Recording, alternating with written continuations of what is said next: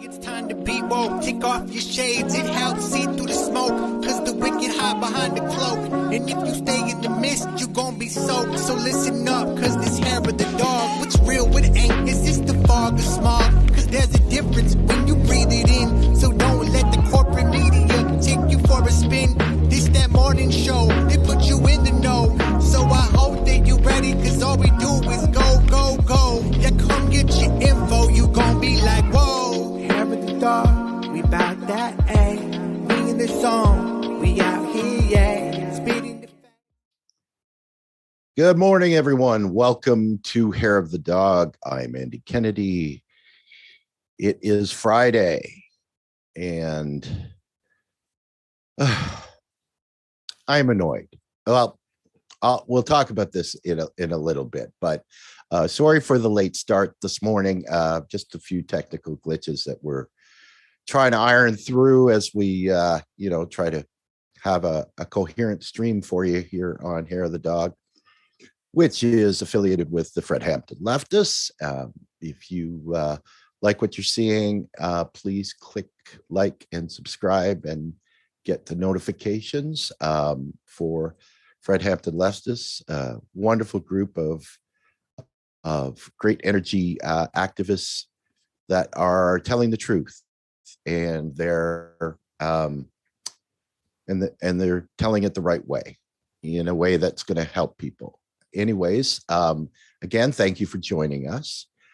We've got a lot to talk about today, and Carrie and I are going to delve into a little bit of a tangent in terms of what we normally do here. But that should start with the introduction of my co-host first, which is Ms. Carrie Barber. Good morning, Carrie. Morning. Welcome to Friday. We made it. Woo! Thank you so much for that. And hey, good morning, Deborah, Danny, whatever, man. Thank you so much for joining us and popping off in the chat already. You guys are fully caffeinated. So yeah, looks good. Let's get to it. So Andy, okay, so let me say this, because Andy's very modest. I have always been so privileged to work with Andy because, number one, he's Canadian, so he's nice. He's just nice.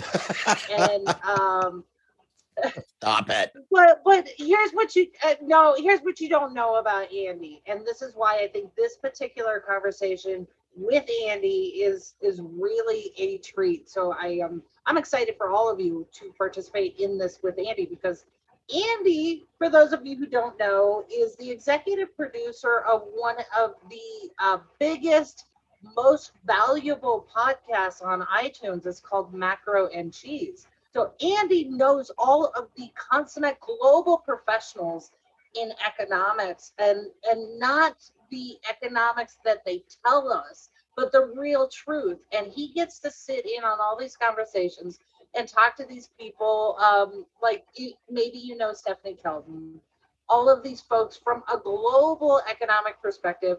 Andy's right there, and he's doing the promotions and executive editing for this phenomenal series that is going on now, and I believe it's being picked up by Netflix. Carrie, hang on. Andy. You're actually cutting in and out. We're only getting part of your we're actually getting part of your just part of your audio. It's kind of cutting in and out. Is there anything else on fast? It's like, it's almost like it's clipping. I'm not sure if it's that or if it's your bandwidth. I'm just it's kind of hard to hear what you're saying. Hang on, just give me 1 second. Okay. All right. Continue. Go ahead. Should I sing, Mary? No, I think you're okay. I think you're okay now. Okay. It's just keep going. Yeah, it's the man trying to keep us down, Andy. That's what it is. So as I was saying, yeah, Andy is the backbone, and yes, you're right, Deborah. Andy is the backbone on Real Progressives, keeping shit together. So he's done all that. And this is where Andy and I met. Hey, good morning, Mike Patino. Thanks for joining us. But he's doing all of this phenomenal work, not just for Fred Hampton leftists, but for RP, for Macro and Cheese. And this is why whenever he taught me MMT. I'm not gonna lie, it was totally Andy putting it together and then introduced me to Warren Mosler. So this is why he's so humble. He won't say it himself, so I'm gonna say it for him. If you are tuning in and you listen, and if Andy speaks, damn it, you can take it to the bank, literally, because he knows this stuff inside and out, and he's just does a phenomenal job explaining it in a simplified way that we can all understand. So today's conversation is just going to be epic because of Andy. So thank you so much for tuning in. So yeah, whatever, man. It's Grumbine, Steve Grumbine of Real Progressive. So yeah, that's what we're talking about. All right, Andy, I know you got something you want to say before we get into this particular topic. Let's talk about it, because I was just texting with a rising candidate who's running for Senate, trying to explain some of the stuff that's going on. And I have my perception on why there's issues in the independent space. And I think it's a strategy. It has very little to do with ego. So go ahead, Andy. Hang on a second, Gary. I'm sorry about this, but it's actually the issue with the audio was on my end, and it's because my Bluetooth headphones were dying and I didn't realize it. So I've been trying to switch to my regular headphones and it took a while. So I basically completely missed what you just said. So sorry about that. You're so polite. Okay, so all right, I just want to say this. I'm gonna dish a little bit of tea, just a little. Hold on, let me get my tea clip. So I was talking to a candidate who is running for Senate, and this is a true progressive, somebody who wants to go to Congress and doesn't care about getting reelected, wants to literally raise hell on our behalf. And I trust him. I absolutely trust him. So I was explaining to him why I am personally not getting phone calls and emails returned to help him get on independent networks to talk about his campaign, because he's going up against a 17-year Republican, and there is no corporate Democrat in his race yet. So he was trying to boost his campaign and help get the word out about what he's trying to do, and he can't get on leftist networks. And like I said, my phone calls aren't getting returned or whatever. And I was explaining to him that there's a little bit of a rift where one particular person decided to take aim at other leftists, calling them clout chasers, right? So when you use that kind of rhetoric and you punch left or punch to the side, there's a strategy behind it, whether it's a personal motivation or not. What happens is, and I've seen this many times from the DNC, and I'll say it yet again, they use the same playbook because it works. We keep falling for this bullshit. So as I'm standing back looking at the infighting between different factions, some of them are genuine, some are not genuine actors. So what happens is they go in to divide, tear things down, cause all of this chaos, which literally prevents a rising candidate like this particular gentleman from getting the resources that he needs, because he doesn't have a lot of money. So he's relying on independent podcasters to get the word out about his campaign. If those folks are fighting and focusing on each other, then that resource is not available to rising candidates. And that's the strategy. So for those of you who are in military strategy, this is supply chain. If you disrupt the supply chain, you win the war. And that to me is what I see is going on, where people may have some legitimate gripes and all of those things. I think in the back is DNC operatives who are coordinating and pulling strings in a lot of this. So that is what I see. I've seen it before many times. And like I said, they keep trotting this out because it works. It's obviously working. So yeah, that is my take on current events on the punching left from independent journalists and podcasters. So yeah. Yep. So, Andy, what do you have this morning?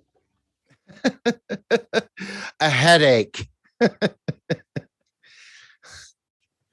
I no that the I've been trying to come to terms with a bunch of things, and when we try to understand on the left what's happening, like, I understand that there are so many campaigns of misinformation out there, and part of people's process of understanding what's going on around them in terms of how badly they're getting screwed by the government and politicians and the oligarch class and all of that stuff, it's a process, right? And it's all part of trying to counter the most successful propaganda machine that's been in existence for most Americans' entire lives, right? And that's not an easy thing to do, especially within the echo chambers that most people live, right? And so trying to keep that in mind with what we're talking about and what we're teaching, right? And one thing that I wanted to discuss today, in terms of what I could bring to the table by talking about MMT or modern monetary theory, is the messaging, right? And the things that we see politicians saying and how they're acting, and this type of message that is meant to keep the status quo where it is, right? The quote unquote neoliberal elitist class narrative that the country is always broke, right? That we can't do anything because that's just, we don't have any money.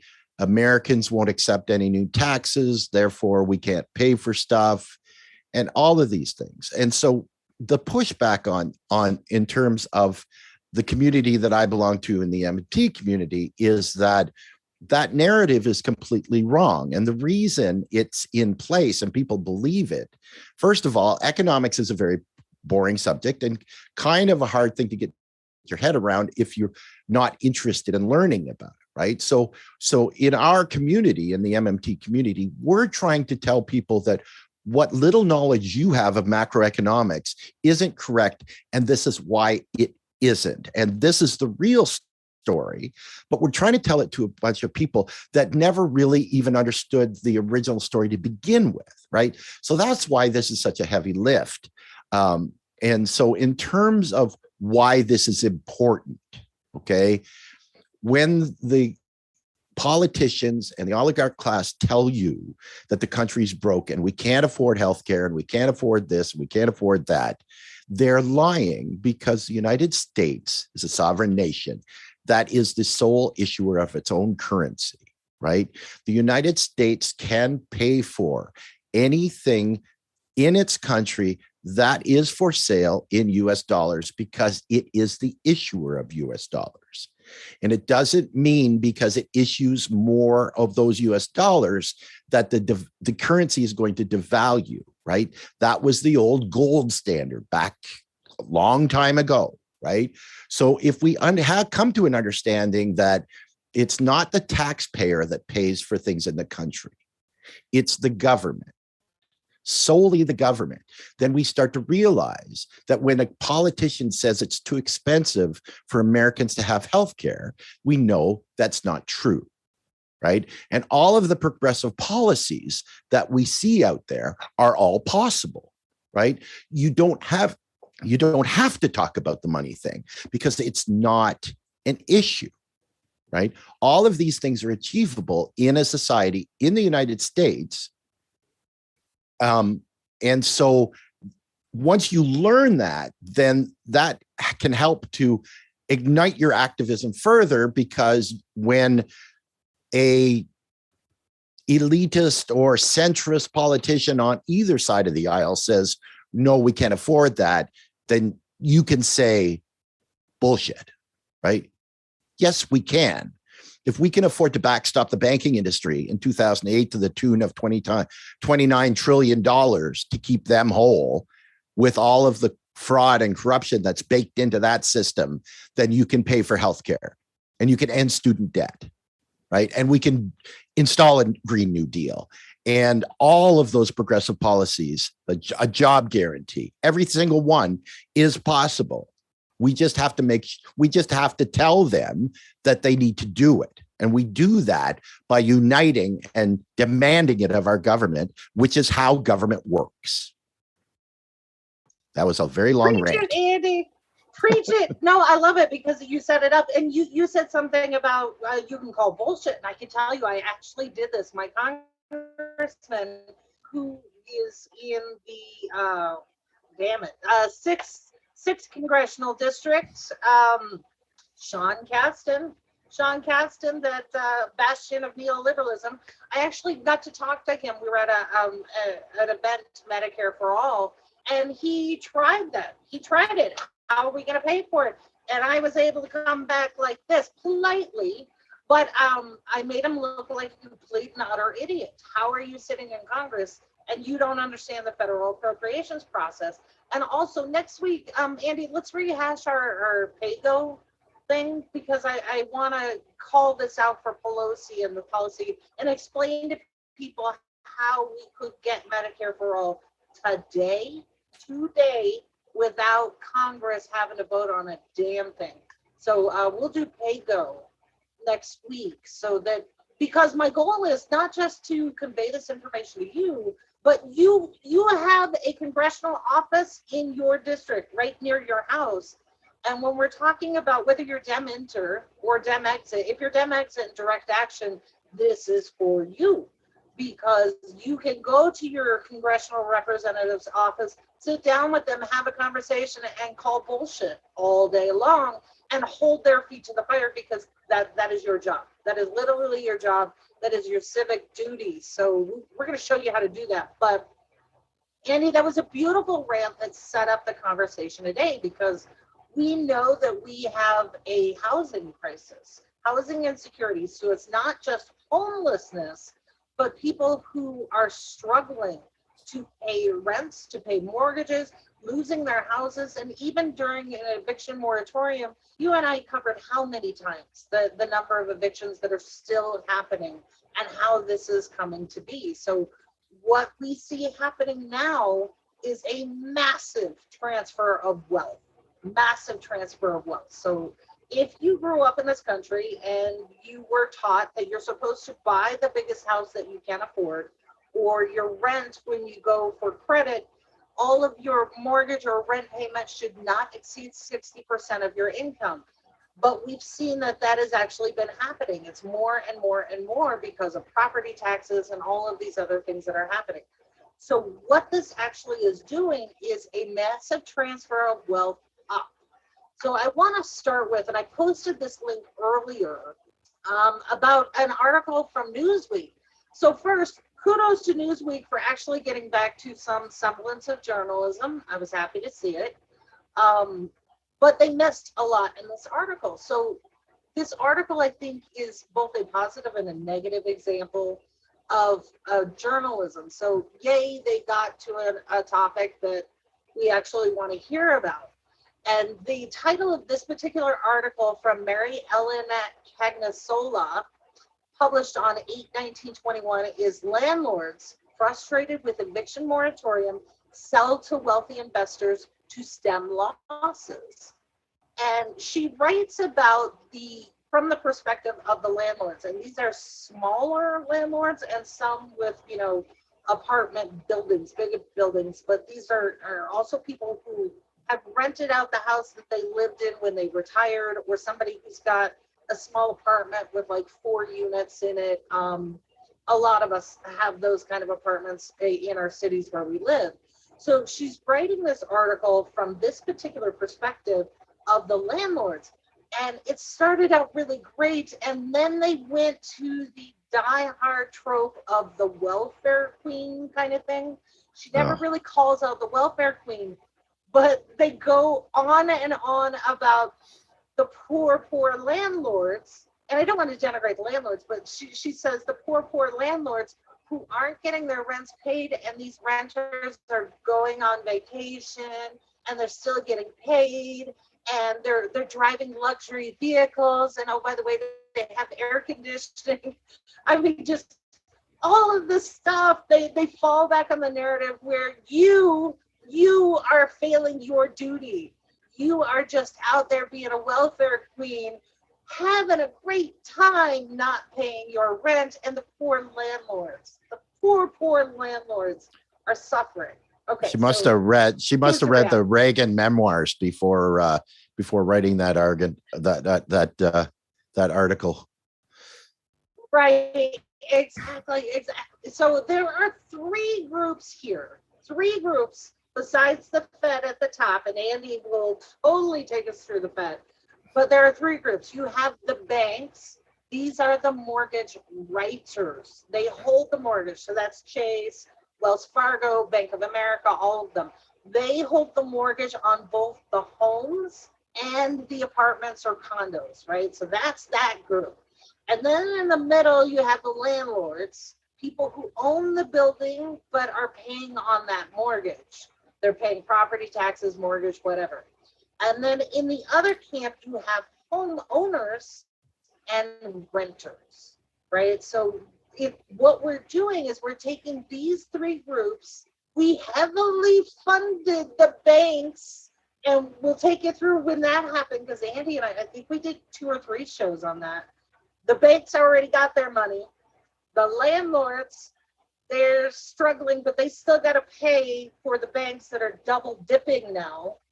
And then you got the renters, right? So if we can keep the landlords and the renters fighting each other, nobody's going to look at the banks or the Fed. And that's the situation that we have right now. And there was this piece in this article where it was buried. They buried the lead because, of course, they do.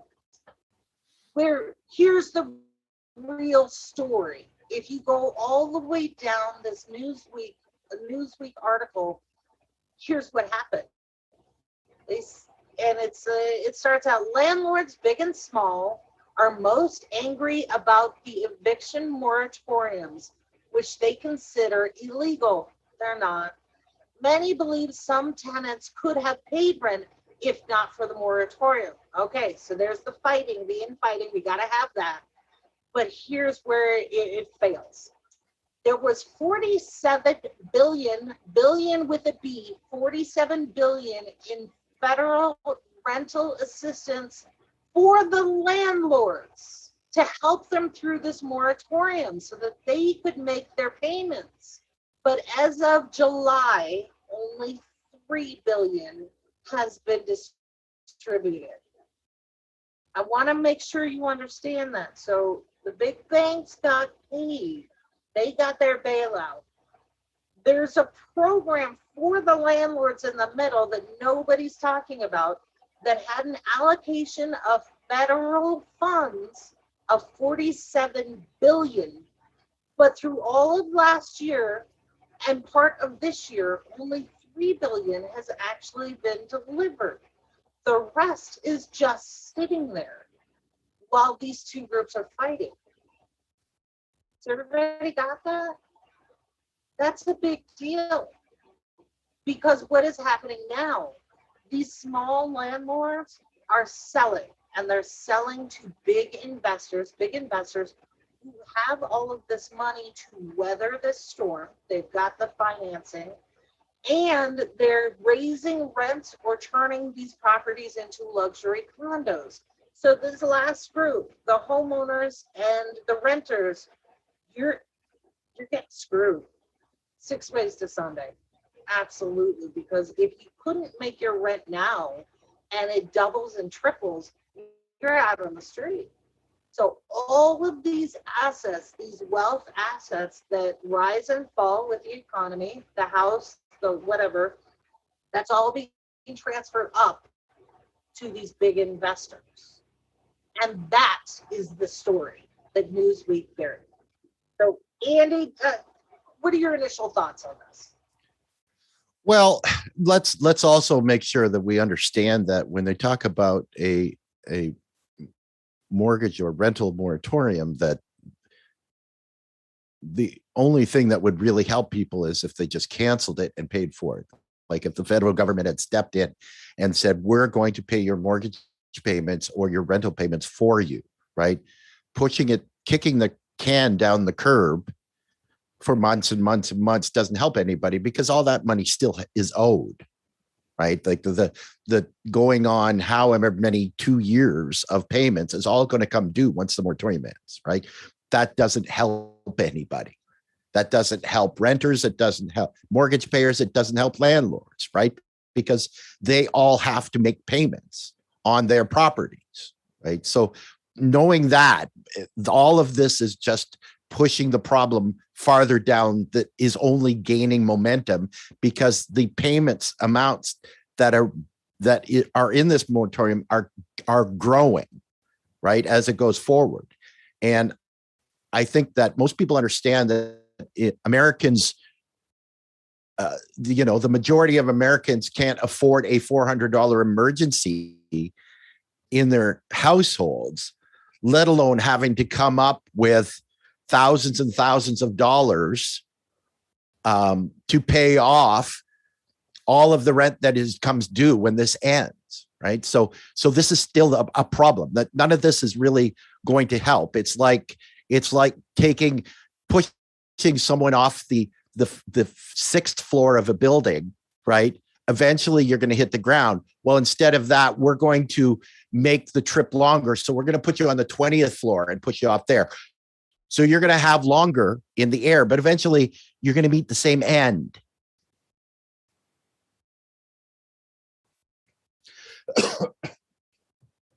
Okay, so I just want to shout out to James Root.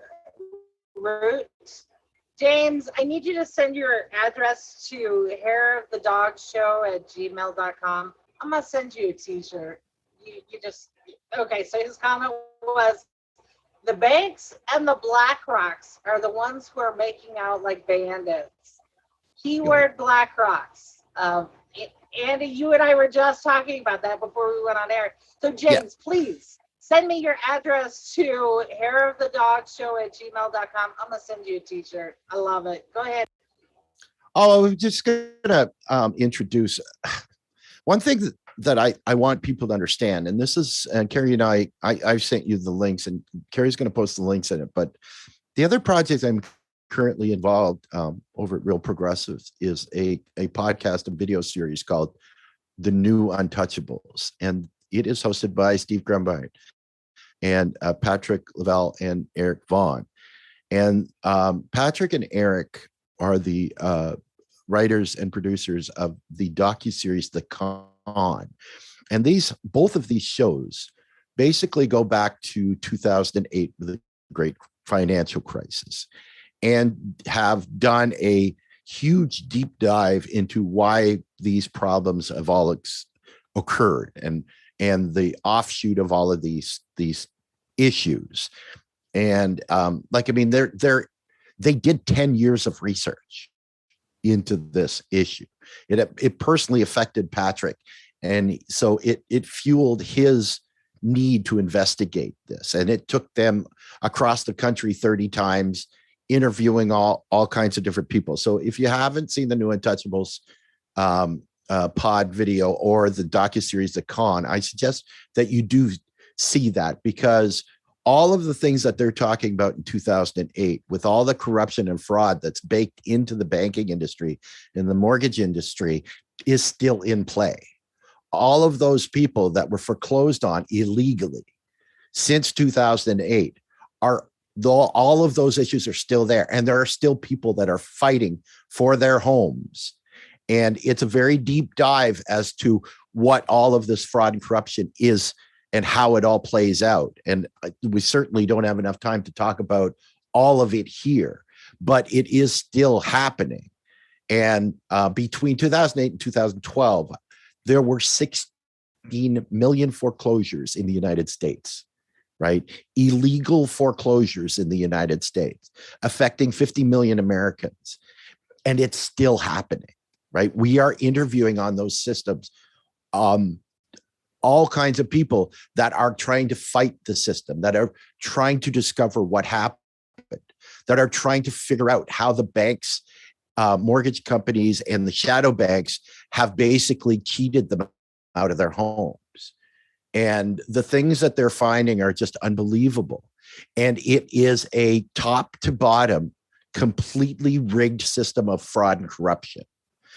We're finding this out. It's absolutely mind-boggling.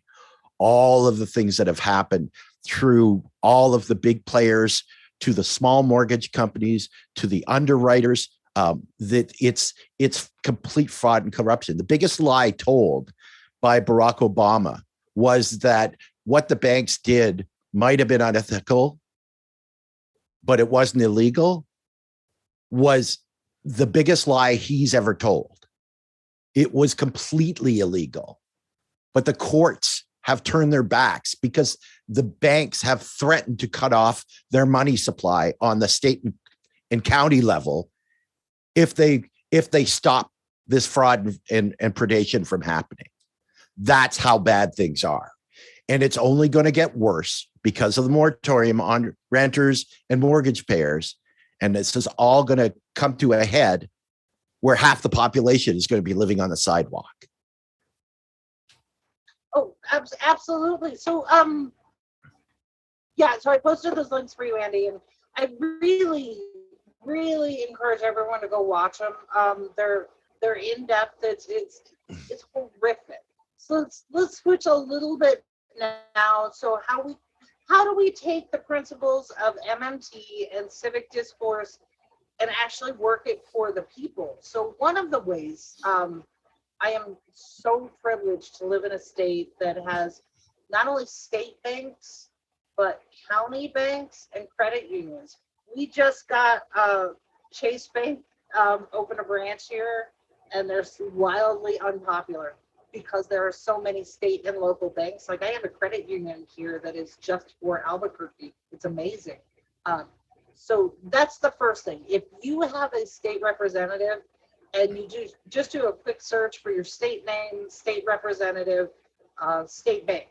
If you have somebody who's already proposing that, and I know it's happening all across the country, get with them. Talk to their staff, their chief of staff. How can you help them and get that out? So that's one of the ways. The other way that I talked about is you have a congressional rep. You do. Whether you like them or not, they're still there to represent you, and their office is local to you. Usually they have 1 or 2 offices. Make an appointment, go see them, or get set up with a phone call as a constituent, and bring your buddies. Bring a couple people with you to have this conversation about federal appropriations. So here, like Andy said, we have the moratorium, but it's a balloon payment that we cannot pay. But the Fed can, and make sure they know it. And if they start that bullshit pushback of how do we pay for it, then your answer is the same way we paid for all of your benefits, through the federal appropriations process. And we owe a debt to ourselves. Greenspan said it. Federal Chairman Greenspan said it, and everyone since then. We owe a debt to ourselves. All we owe China is a receipt. That's it. So take it upon yourselves to learn some of this MMT, because I guarantee you, every member of Congress today knows it. They know it, but they are being told and encouraged to forward this "how do we pay for it" kind of narrative to shut you down, because they believe that you are stupid and you don't know, right? So that's the other piece of it that you can do. The other thing, oh, James, you're my favorite person today. Greenspan, Bernanke, and even Powell said it last year. Absolutely right, James. You're working on a coffee mug now, James. Keep it going. Hey, wait a minute. I don't even have a coffee mug yet. Now, Hold on a second here. Well, okay. All right, I'm getting myself in trouble, but yeah, these are things that you can do. And then the other piece of it is, I put a link into the federal program for renters, and if you happen to be a landlord, there's a program for you. Start the paperwork, because what happens with the federal ruling on the moratorium is, if somebody tries to evict you while you have your paperwork in hand, that's a legal fight. That's a legal fight at your state and local level. And oh, by the way, if you live in a city, you have an ombudsman, you have all of your little local representatives, whatever you call them in your city, they are there to fight for you and to stop this, right? So they are culpable if they don't help you. You have power, you have tools, you just need to know what they are and use them, right? Use them credibly, because I guarantee you, if you push back on these people and you use the right words, they're going to back the fuck off. That's how this works. So, Andy, do you have advice for folks? Because this is really a tough situation. Danny's bringing up the parliamentarian. I think once we knock off the parliamentarian, everything will be good, right? Yeah, and I gotta admit that was a new one. That was a new one in the Dem playbook. Like, let's trot out this mysterious parliamentarian who is an advisor, not a legal authority at all. So yeah, just kudos to Pelosi for that. I gotta admit, when I first heard that story, I thought I was listening to like a Marvel Comics thing where the parliamentarian was like a superhero. I will fix government.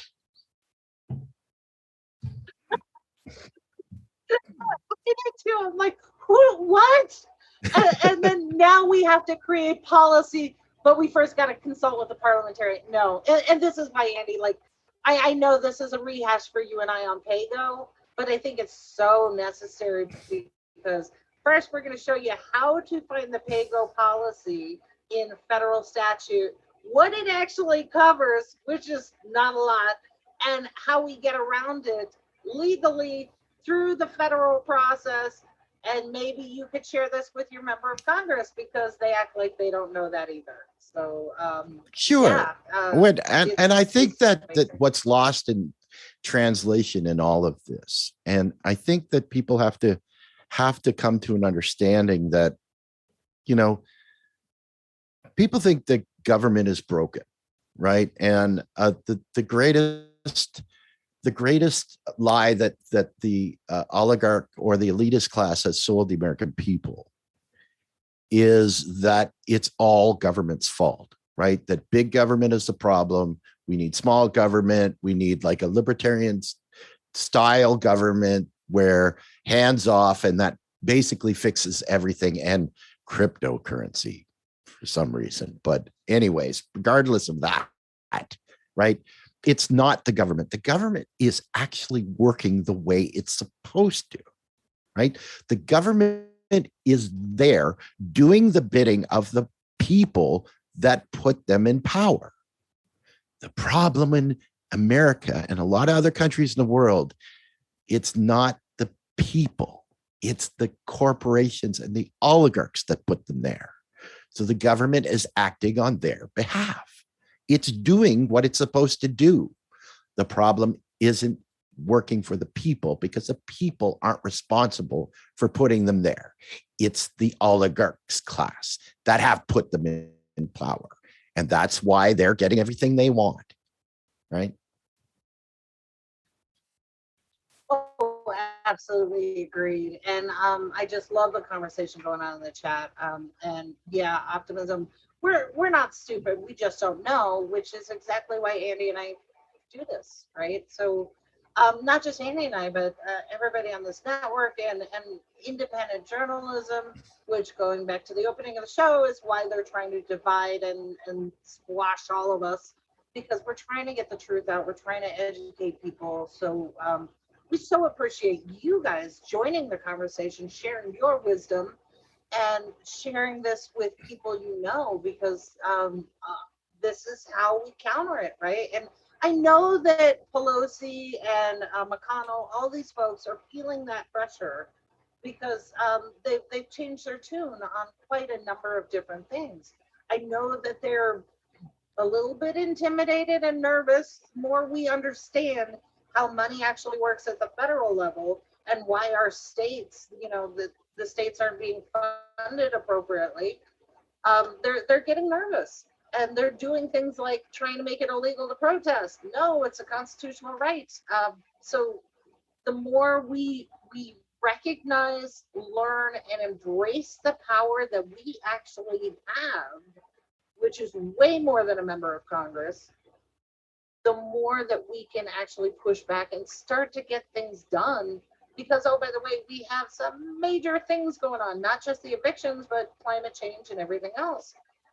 Um, I don't think anybody here is willing to just die quietly. And that is what is intimidating them, but we need to keep pushing. And again, whether you're Dem Inter and you're either running for office, supporting somebody who's running for office, or holding those in office accountable, fantastic. If you're out of politics, but you still have all of these things going on and you want direct action, this is for you too. You've got to know this, because when you get challenged as just a disgruntled whatever, you can push back, and you know the law, you know the policy, you can cite it, and that shuts down, you know, God love Newsweek.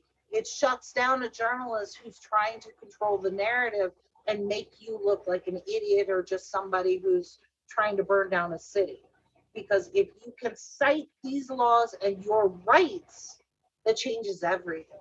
It absolutely changes everything. So, There's yeah, just I I just so wanted to appreciate that. answer a quick question in the chat from whatever man was a little bit ago was talking about schools, universities that aren't teaching the proper economics. There are a few schools out there that are. For example, UMKC, um, you know, Missouri, Kansas City has a very large contingency of heterodox economic classes uh, through Matt Forstatter, one of the original forefathers of MMT. Stephanie Kelton taught there for a very long time. A lot of the originals came from that place. It's a bastion of MMT and heterodox economics as well.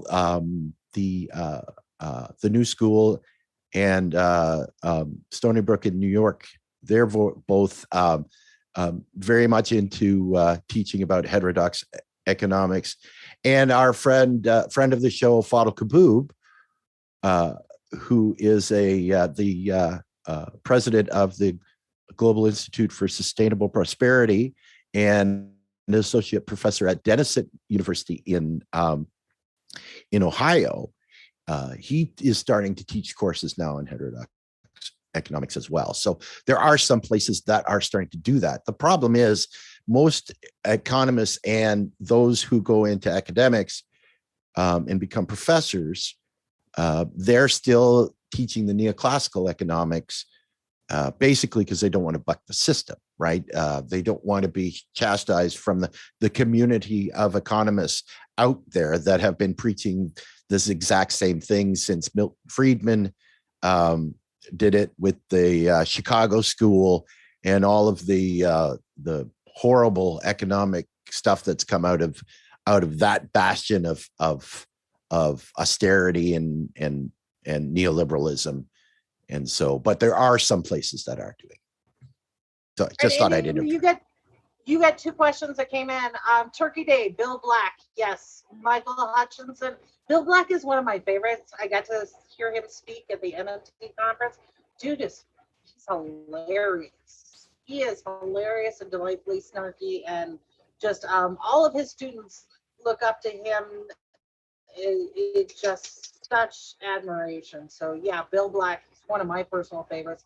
And then I'm going to pronounce your name wrong, so I apologize. Zillette. I'm not sure how that is, but Celeste asks, what is the argument for MMT diluting purchasing power, Andy? What is the argument for MMT diluting purchasing power? I'm not exactly sure what that even means. You mean saying against MMT? Yeah, that MMT, the whole principle of MMT actually reduces purchasing power. But isn't that the constraint? That's a question about what the constraints are in MMT. Well, no, the only constraints, what MMT, and one thing I want to make sure that people understand is MMT is basically just a description of the way that the system currently works. Okay. It's not something that has to be, initiated or brought into the system. It's basically just describes how America funds itself, how the US government funds programs. And so it just describes it, right? And it shows people through that description what's possible, right? And if you understand that the government can make as much money as it wants, right? And people will ask this in the process of trying to understand it. Well, why doesn't the government just give everybody $1 million, right? We've heard that before, and just make everybody rich, right? Well, the American government could do that, but it doesn't make any sense to do that because the real constraints on money, on how much money you can spend, is not the amount of money you can produce. It's the goods and services, the things that you can buy with that money that are the real constraint, right? If you're going to give people a whole bunch of money, you better have things for them to buy with that money, or there's too much money in the system. And then you get into a hyperinflation system because there's too much money chasing too many goods and too few goods and services, right? If I give everybody $10 and I have 5 things and say, okay, this costs a certain amount of money, you guys, who wants it, right? Well, at the most anybody can pay for that thing is $10. The first 5 people that offer their $10 gets that thing, right? If I give everybody $100, right, I haven't increased the number of things that can be purchased with those $100, right? So the first 5 people that offer their $100 are the ones that get those 5 things, right? That's hyperinflation. There's too few things to buy and too much money in the system, right? So those are the real constraints in terms of how much money American can put out there. But we're in a situation where America is in so much debt that they could use that money just to get their heads above water, right? That we can make people whole again by paying off some of their debts, by eliminating student debt, by getting rid of this moratorium and just paying people's mortgages and rent so they can get back to a normalcy at the end of all of this, right?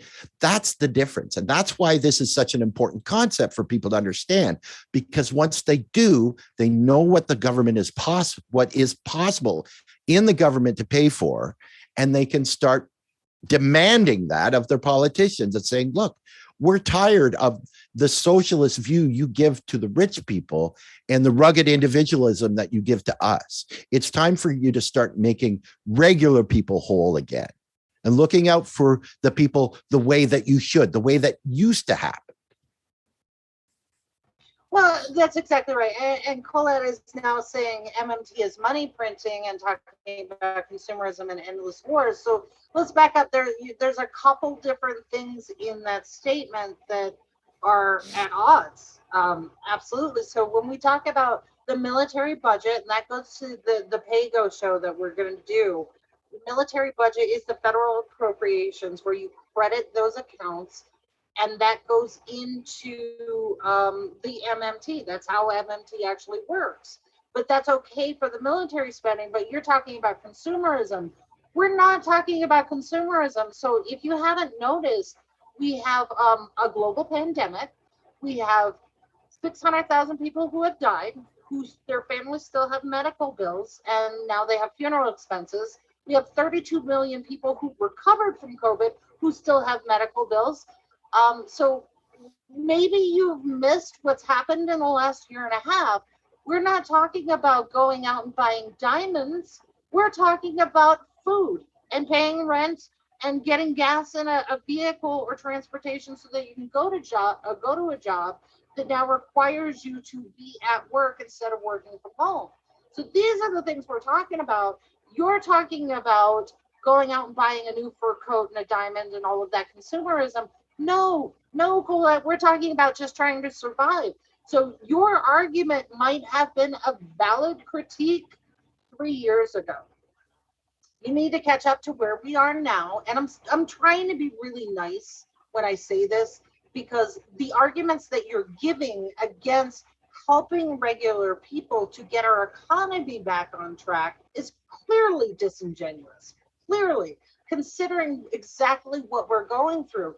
We just did an entire series last week talking about the 20 to 40 million people that are facing evictions right now, on top of a pandemic, on top of unemployment and wage suppression, on top of climate change and all these other things that are going on. So really, I need you to either update that argument against this, or maybe take a look at what's going on around us, because as Andy said, we have no problem with the federal appropriations process making investments into big banks and the wealthy elite. What we are asking for simply is that our government fulfill the constitutional promise of taking care of the people and being a protector of us, so that we can continue to contribute to GDP and keep the economy going. I hope that makes sense. Yeah, it does. So, absolutely. All right. Excuse me. So, yeah, sovereign citizen nonsense. Okay, so I got a funny story about Emperor Norton. Does everyone know who Emperor Norton is?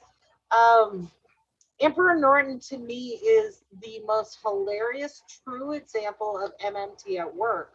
Emperor Norton was a homeless gentleman who lived in San Francisco, a little eccentric, but he declared himself emperor, and he was emperor of, I forget what little thing whatever it was his personhood was, he was the emperor. And he would scribble out little notes of money on scrap pieces of paper, and he would give them to different vendors, either for food or whatever, and they would honor it. He created a monetary system, and little vendors would honor his scribbled paper as currency, to the point where he became a local legend. And when he finally passed away, the entire city went to his funeral. He was given honorifics, all of this.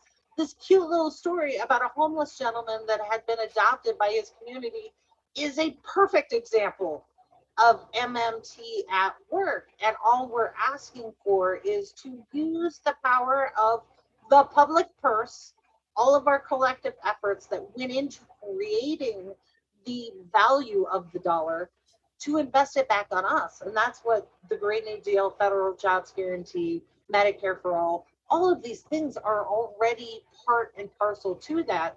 So what we're talking about in the eviction scenario is, why not just make this investment? We've already paid the banks. We've paid the banks. Give the credit that we gave to the banks to the landlords and wipe that debt. If you wipe it to the landlords, then it translates to the people who still owe rent back pay to the landlords. Then we all start from zero, and we recognize the huge catastrophic situation that we have gone through over the last year and are still going through. That's it. This is not a handout. This is, hey, we're taking care of each other. And once again, I'm going to call back to the U.S. Constitution that clearly says that's the job of the government. So I know we're running over time here, but we got started a little late. But yeah, I do want to encourage everyone to look into the work that Andy has done working with these phenomenal experts to tell their story on the untouchables. And then, the work that he does ongoing every week. What are you at now? 80 some weeks, a new original episode of Macro and Cheese. I lost count. 134. Oh shit, I was way off. So Yeah, we're at just over 2.5 years now. Yeah, and Black Brit, absolutely. He says apparently providing for the general welfare means throwing people out on the street. It was never meant to. Never meant to. We were not supposed to have debtors' prisons, but we actually have prisons now for that purpose. So yeah, and this is, like I said, this is why we do what we do, to show you this information. And again, at the top of the chat, we included the links to apply for assistance, whether you are a property owner or a renter. You own a home, file the paperwork, just file it, and that at least gives you a little bit of a leverage, so that if something does happen, your bank starts being an asshole, or your landlord, you've at least got something. You've got a paper trail, as opposed to nothing, right? So I really appreciate everybody weighing in and tuning in this morning. And like I said, we will bring you the pay-go and show you how to find it in the federal rules, what it actually covers, and why Nancy Pelosi and Mitch McConnell have been lying this entire time. So you need to know it, so that when, not if, but when you go and talk to your congressional representative, you've got it in hand, you've got a sound argument, and give them no wiggle room. So that's my hope. But thank you, everybody, for joining us on this lovely Friday. I hope you have a good weekend. Please take care of yourself. Self-care is important. Take care of the ones you love, and be kind to each other, please. So, Andy, any final thoughts? Yeah, I've just got one quick thing that I want to leave people with as we go out for the week. The current infrastructure bill that the Biden administration has initiated, which is HR1, is actually 1.2 trillion, and it is more to do with the the traditional infrastructure that we think of, like roads and bridges and that kind of thing, in order to get it bipartisanly pushed through the House and Senate, because the GOP is okay with that stuff, but not anything that really helps anybody, right? So there's another infrastructure bill that's coming out after that has more to do with more understanding of like softer or more modern infrastructure that's coming out, and it's like I think it's 3.5 trillion, and it has to do more with like broadband access for Americans, the stuff that isn't brick and mortar, right? And this is all underway right now, and this is all part of the Macro and Cheese podcast that's coming out, which is our interview with Robert Hockett, who is involved in writing the legislature or the bills that are coming through this, and he's been doing a ton of work with that. One of the pushes by the Biden administration currently is to bring production back to the United States, right? How the pandemic has shown us that because of what's happened with offshoring of jobs to Mexico or China or wherever jobs have gone, and decimating the American production capacity, and how hard it was for America to even just get masks at the beginning of the pandemic, right? And so part of the administration's push is to bring production back to the United States. Well, if that involves people working and being more productive, how do you have a productive society if half of your people are living out in the sidewalk? That's something to keep in mind as you go into your weekend. Anyway, I just wanted to say thank you for watching. We are on the Fred Hampton Leftist channel. If you like what you've seen, please like and subscribe to us. And I would like to tell everyone, thanks for watching and enjoy the rest of your Friday and your weekend. And we'll see you bright and early on Monday morning. Take care. We bout that, ayy. We in the zone, we out here, yeah. Spitting the facts, how it's supposed to be. Hair of the dog, we keeping it G.